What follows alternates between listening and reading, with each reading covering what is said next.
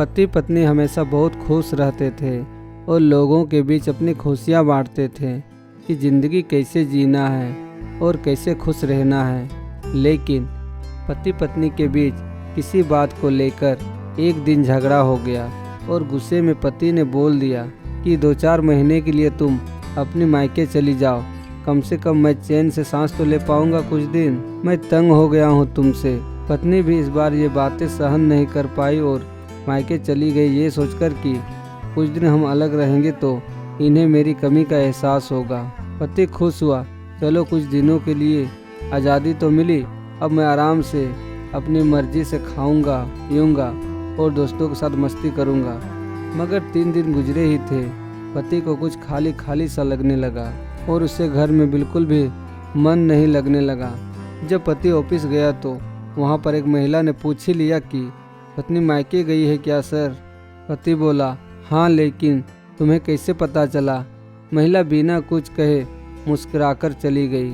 लेकिन पति घर आने के बाद भी यही सोच रहा था कि उसे कैसे पता चला कि मेरी पत्नी मायके गई हुई है, मेरे बिना कपड़े प्रेस के कारण या कोई और बात से।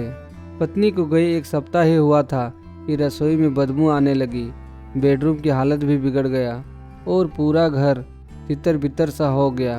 उल्टा सीधा खाना खा के पति का तबीयत खराब हो गया और उसे बुखार भी हो गया।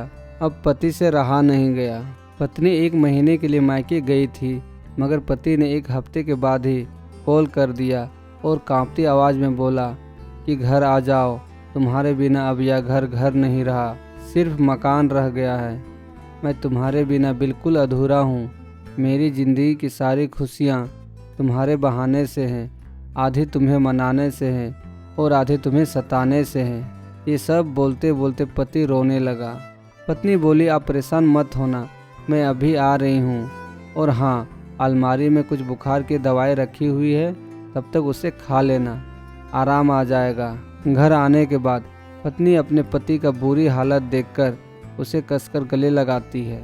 दोस्तों, अक्सर हम जब भी किसी के साथ होते हैं तो हमें उनकी कमी का एहसास नहीं होता और जब दूर चले जाते हैं तो फिर उनके बिना जीना मुश्किल हो जाता है। इसलिए अपनों के साथ ही रहकर खुश रहिए। आपको यह कहानी कैसी लगी कमेंट बॉक्स में ज़रूर बताएं और वीडियो को अपने दोस्तों के साथ भी शेयर कीजिए।